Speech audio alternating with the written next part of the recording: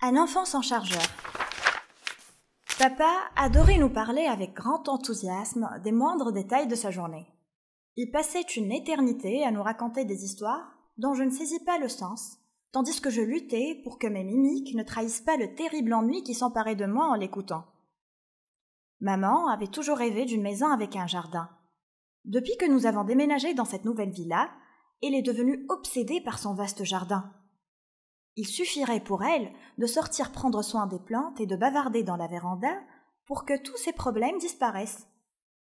À vrai dire, cette passion démesurée pour un jardin aussi ordinaire m'agaçait un peu. Mais je finissais par m'habituer aux bizarreries de mes parents. Souvent, j'évitais de discuter avec eux. Je pensais qu'ils vivaient encore dans une époque dépassée par la technologie, tandis que j'avais hâte de découvrir ce que le futur réservait aux êtres humains. De toute façon, j'avais mon smartphone pour discuter de tout et remplir mes journées. Son clavier et son microphone répondaient à toutes mes questions et proposaient des solutions à mes moindres problèmes, en quelques secondes. Évidemment, sortir se promener dans le jardin ne figurait pas parmi les solutions suggérées. Mon smartphone était si intelligent qu'il comprenait en un rien de temps mes préférences, mes centres d'intérêt, ce que j'aime et ce que je veux.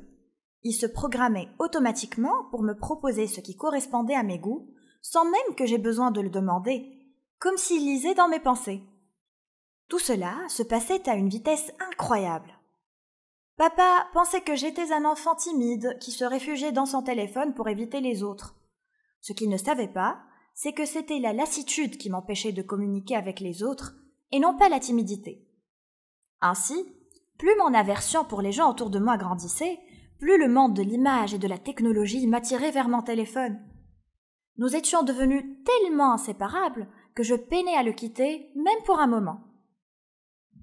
Ma douleur était immense lorsque mes parents me le confisquèrent un jour, soudainement, sous prétexte qu'il représentait un danger pour moi.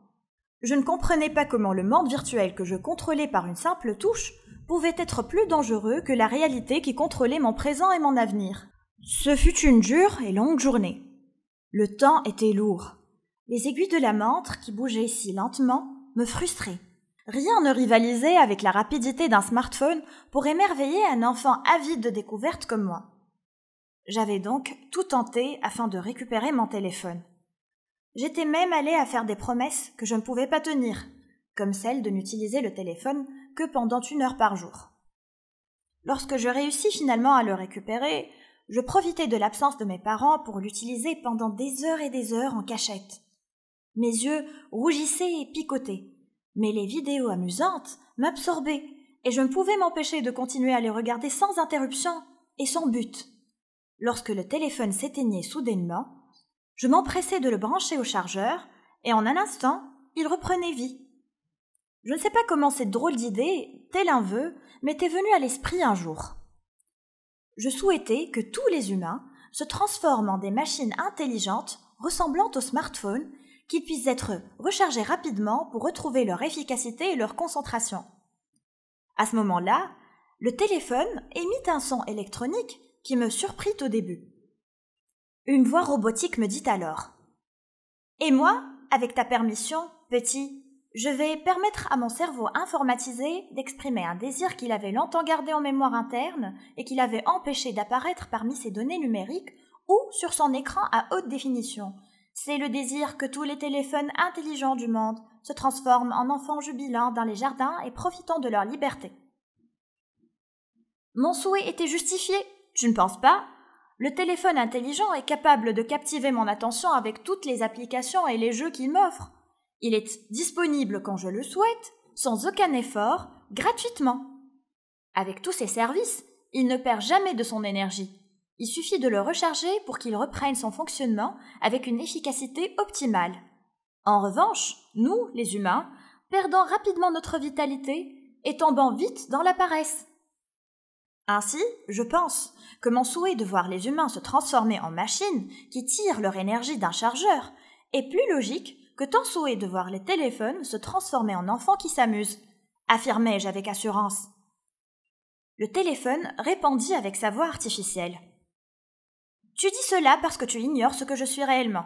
Sache petit que la fabrication d'un téléphone nécessite plus de 50 types de minéraux, dont la plupart ne peuvent pas être recyclés.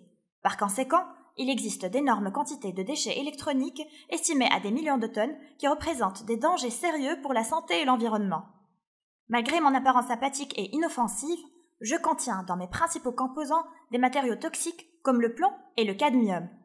Lorsque des parties de moi arrivent dans une décharge, ces matériaux s'infiltrent dans le sol, puis dans les nappes d'eau, polluant ainsi votre nourriture et votre environnement. C'est pourquoi le plomb, le cadmium et le mercure, présents dans mes composants, sont parmi les substances les plus dangereuses pour la planète Terre et la santé humaine. Mon attachement profond à mon téléphone m'aveuglait. Il m'était impossible de le considérer comme un objet nuisible. Je repris alors en faisant le malin. Si je te garde, tes matériaux toxiques ne deviendront jamais des déchets polluants. Le téléphone vibra, son écran s'illumina d'un coup, et la voix me dit « Chaque fois que tu m'utilises, je produis des ondes et des radiations électromagnétiques invisibles à l'œil nu qui affectent tes fonctions cérébrales. Cela peut aussi contribuer aux troubles de l'hyperactivité et de déficit de l'attention. Si j'avais des émotions, je regretterais de te dire que j'affecte négativement ton sommeil, ta concentration, ton audition et que je te prive des bienfaits de la nature. Il faut que tu saches que tu n'es pas esclave du chargeur. Tu es un être humain complètement libre, tandis que je suis prisonnier d'un fil que je ne dois pas quitter. Sinon je m'éteindrai et deviendrai une ordure insignifiante. Si je pouvais faire un vœu, je souhaiterais devenir un enfant qui s'amuse dans un grand jardin. Tu es chanceux, car tu es un enfant sans chargeur, vivant dans un monde réel que tu es en mesure d'améliorer. » Je n'avais jamais perçu les choses de cette manière. Lorsque j'entendis les paroles du téléphone, je ressentis de la pitié pour lui. Je compris que le téléphone était dépourvu de sentiments, et que tout ce qu'il offrait n'était que le reflet de mes propres désirs. En revanche, ma famille m'offrait un amour sincère qui émanait d'une véritable affection. Je regardai le téléphone de plus près. Je le vis étendu sur la table, connecté à son fil, immobile. Un sentiment d'oppression m'envahit. En jetant un coup d'œil sur le jardin depuis le balcon de ma chambre, mon cœur s'allégea. Je réalisai que ma mère avait peut-être raison de se tourner vers le jardin pour trouver la paix. C'est alors que j'ai décidé de sortir, de courir loin, de profiter de l'air frais, de ma liberté et de mon enfance. J'étais sur le point de sortir quand mon téléphone me supplia avec sa voix électronique. « Débranche-moi du chargeur, s'il te plaît, avant de courir dehors. Non pas pour que je puisse courir et m'amuser dans la nature comme toi, mais pour que je m'éteigne un peu et me libère du fil du chargeur et des ondes qui nuisent à tout ce qui les entoure. » J'acceptai sa demande.